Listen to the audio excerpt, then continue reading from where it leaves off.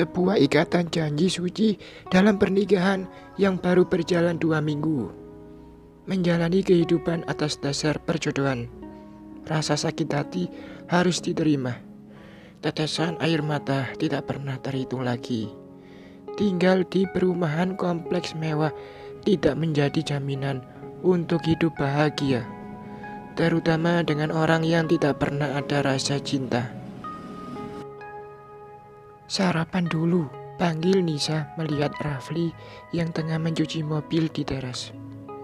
Iya, jawab Rafli cuek, tanpa melihat Nisa yang tengah berdiri di pintu yang sudah terbuka lebar.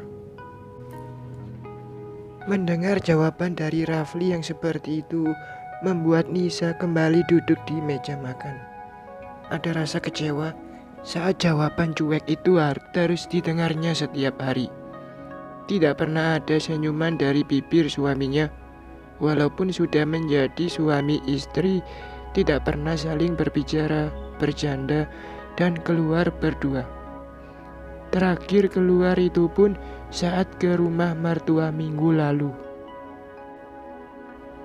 Suara dering ponsel terdengar nyaring dari atas meja makan, membuat getaran semakin terdengar jelas. Terlihat nama Maya pada layar ponsel milik Rafli. Terdapat emotikon hati berwarna merah. Maya adalah kekasih Rafli yang sudah berpacaran hampir 5 tahun. Namun hubungan mereka putus karena tidak ada restu dari kedua orang tua masing-masing.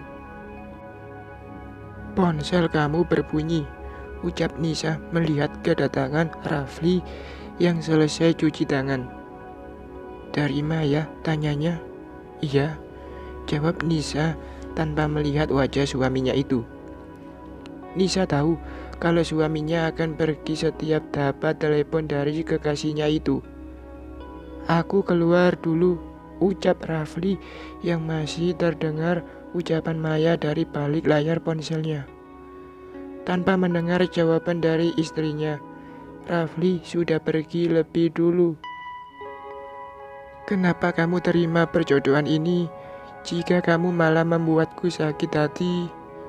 Aku tahu kamu nggak pernah cinta sama aku, tapi... Gumam Nisa sebelum menghentikan ucapannya. Air mata telah jatuh membasahi pipinya. Bahkan Rafli juga tidak peduli. Suara dering ponsel menghentikan tangisan. Terlihat nama Rina yang tengah menghubungi. Ada apa? Tanya Nisa mengangkat panggilan. Ketemu yuk. Aku tunggu di kafe biasanya. Buruan, aku udah lama di sini, jawab Rina. Iya, aku berangkat, jawab Nisa berangkat menuju kafe yang dimaksud sahabatnya itu. Peristiwa di kafe hari itu. Suasana kafe begitu ramai. Terlihat Rina yang sedang duduk sendiri sambil bermain ponsel. Entah apa yang dilakukannya. Sesekali melihat pintu luar untuk memastikan kedatangan sahabatnya. Maaf telat, ada apa sih? Tanya Nisa baru datang. Aku lagi banyak kerjaan rumah, lanjutnya. Itu Rafli sedang pacaran sama Maya, menjelaskan kenapa harus segera datang ke kafe. Sejak tadi Rina selalu mengamati gerak-gerik mereka berdua yang sedang berpacaran. Mana? Tanya Nisa yang tidak tahu. Itu yang dekat meja nomor 8. Jelas Rina dengan nada pelan agar tidak ketahuan. Kenapa sih lo selalu nyembunyiin perselingkuhan Rafli dari orang tuanya? Harusnya lo bilang gimana tingkah laku Rafli yang sebenarnya. Gue nggak tega jika lo selalu sakit hati. Gue tahu gimana perasaan lo saat melihat ini semua, ucap Rina yang selalu kasihan dengan sahabatnya. Aku nggak mau bikin mereka sedih. Mereka udah gue anggap orang tua gue sendiri. jawab Nisa meneteskan air matanya yang tidak kuat lagi melihat Rafli memeluk Maya di depannya. Lo memang istri yang baik. Suatu saat nanti kamu akan mendapatkan apa yang kamu inginkan selama ini. Menenangkan sahabatnya yang sedih. Cabut yuk. Gue gak tega lihat lo sakit hati terus gara-gara lihat mereka. Ajak Rina pergi meninggalkan kafe. Hubungan Rafli dan Maya. Mereka berdua sibuk dengan obrolan yang begitu menarik. Suasana kafe tidak terhiraukan lagi. Rafli masih memandang wajah Maya yang cantik. Sampai kapan kita gini terus? Aku jadi gak enak sama istri kamu. Aku ngerasa, ucap Maya memandang mata elang yang begitu tajam tanpa beralih pandangan dari wajahnya. Udah, gak usah diperdulikan, ucap Rafli memegang tangan Maya dengan hangat. Aku enggak bisa berhenti mikirin itu. Aku tahu gimana rasanya jadi Nisa. Aku pernah dalam posisi itu, ucap Maya dengan rasa bersalah. Karena sudah menjadi orang ketiga dalam rumah tangga mereka. Tapi aku sayangnya sama kamu. Jelas Rafli memandang wajah kesedihan yang ada di depannya. Suatu saat nanti kamu akan jatuh cinta dengan Nisa. Kalau kamu udah terbiasa, jangan pernah kamu membohongi hati kecilmu. Aku tahu perlahan ada rasa cinta dalam diri kamu, tanpa kamu sadari. Menatap mata Rafli yang sudah berpaling ke arah lain. Semua tinggal nunggu waktu. Jangan pernah kamu membohongi diri kamu sendiri. Tatapan kamu pada Nisa perlahan mulai berubah.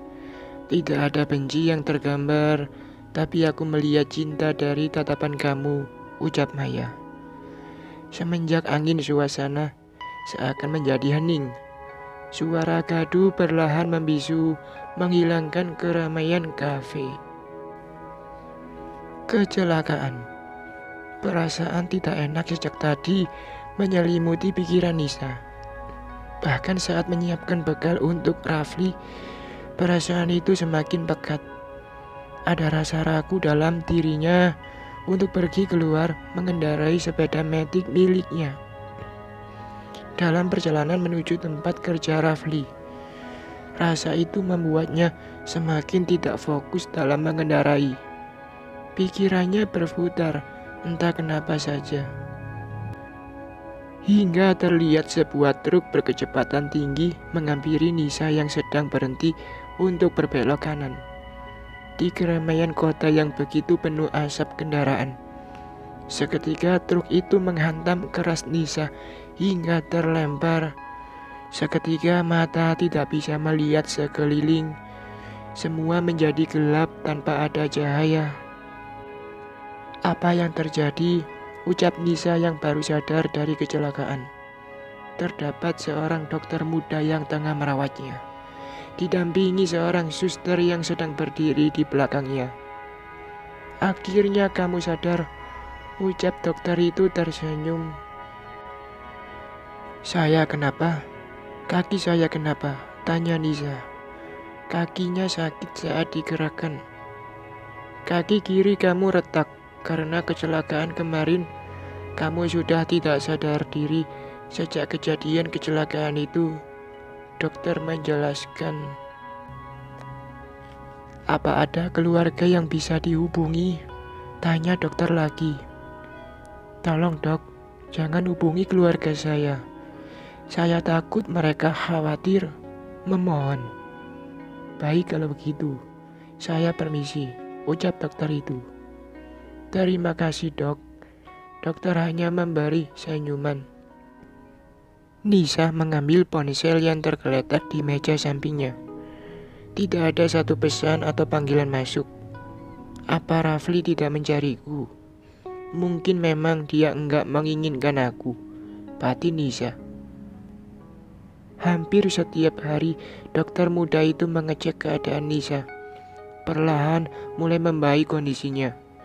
hingga timbul rasa cinta di antara keduanya, seperti yang diketahui dari suster yang merawatnya. Kalau dokter muda itu belum menikah. "Dok, saya bosan di dalam. Apa boleh keluar sebentar?" tanya Nisa ragu. "Boleh, bentar ya. Pergi mengambil kursi roda. Biar saya yang menemani kamu jalan-jalan di luar," ucap dokter muda itu membantu Nisa duduk di kursi roda. Nisa hanya tersenyum. Akhirnya bisa mencium udara di luar, segar dan cahaya matahari tidak terlalu panas. "Oh iya, kita belum kenalan ya," ucap dokter muda itu. "Saya Nisa, Dok. Saya Putra. Maaf, saya mau nanya, ragu. Kenapa keluarga kamu tidak ada yang datang? Saya sengaja sembunyikan ini semua. Lagian suami saya juga nggak peduli. Dia lebih sibuk dengan kerjaan dan juga sibuk sama pacarnya," ucap Nisa melihat taman di depannya. "Kamu udah nikah?" tanya dokter Putra memastikan. "Kami nikah karena perjodohan. Awalnya saya nolak, tapi ada permasalahan yang membuat saya harus menerimanya. Saya sudah berusaha menjadi istri yang baik, namun dalam pikiran suami saya malah sibuk dengan Maya, pacarnya, menahan tangisan. Saya tahu kamu pasti sakit hati. Kenapa kamu tetap bertahan?" tanya dokter Putra. "Sebenarnya saya capek dengan pernikahan ini. Makanya saya melarang dokter agar tidak kasih tahu sama siapa-siapa soal keberadaan saya. Sebenarnya sekarang saya sudah menikah, namun calon istri saya malah pergi dengan cowok lain." Dokter Putra mengembuskan nafas untuk meredahkan kekecewaan dalam hatinya. "Ada satu hal yang harus saya ucapkan ke kamu. Saya tahu itu memang salah, tapi saya nggak bisa terus-terusan seperti ini." "Maksudnya?" tanya Nisa bingung melihat dokter Putra sudah jongkok di depannya. "Izinkan saya menikahi kamu. Aku tahu ini salah." Mengeluarkan cincin di dalam kantong celananya. Bentar, suara daring ponsel milik Nisa. Terlihat nama Rafli yang tengah menghubunginya. "Kamu di mana sih? Kenapa nggak pernah pulang?" tanya Rafli marah. Aku... Sekarang kamu pulang," ucap Rafli mengakhiri panggilan. "Aku harus pulang. Suamiku nyuruh aku pulang," jelas Nisa panik. "Aku antar ya," ucap Putra khawatir. "Aku bisa pulang sendiri," ucap Nisa. Berakhir sebuah perceraian. "Dari mana aja sih?" teriak Rafli marah melihat Nisa baru masuk rumahnya. "Kaki kamu kenapa itu? Pincang-pincang jalannya. Udah berapa hari kamu enggak pulang?" teriak Rafli. "Aku bisa jelasin." Sebelum Nisa menjelaskan, tamparan keras melayang pada pipinya. Sontak membuat Nisa terjatuh. "Aku capek. Setiap hari kamu cuek, kamu selingkuh, kamu enggak mikirin perasaan aku. Aku enggak terima kamu nampar aku kayak gini." Nisa menangis, meluapkan semua yang selama ini dipendamnya. "Kamu mau cerai? Oke, sekarang kamu pergi," ucap Rafli. "Aku mohon jangan ceraikan aku," memohon sambil tersungkur di kaki Rafli. Melihat kakinya dipegang, Rafli langsung mendorong Nisa hingga terjatuh di lantai. "Nisa," dokter Putra memegang bahu Nisa yang tidak kuat menahan sakit kakinya yang belum sembuh. "Kita pergi ya," ajak dokter Putra tidak tega melihat Nisa seperti ini. Nisa hanya mengangguk. Sejak kejadian itu, beberapa bulan kemudian Nisa dan dokter Putra menikah. Pernikahan mereka digelar sangat mewah. Keluarga Nisa sangat sedih mengetahui kalau selama ini pernikahan putrinya tidak bahagia dan tersembunyi perselingkuhan. Sejak menikah dengan Dokter Putra, hidup Nisa semakin bahagia. Pernikahan yang selama ini diinginkan bisa menjadi kenyataan. Itu bertolak belakang dengan kehidupan Rafli. Semua hartanya telah habis, usahanya telah bangkrut, bahkan harus menerima PHK dari perusahaannya. Kini Rafli hanya bisa meratapi nasibnya.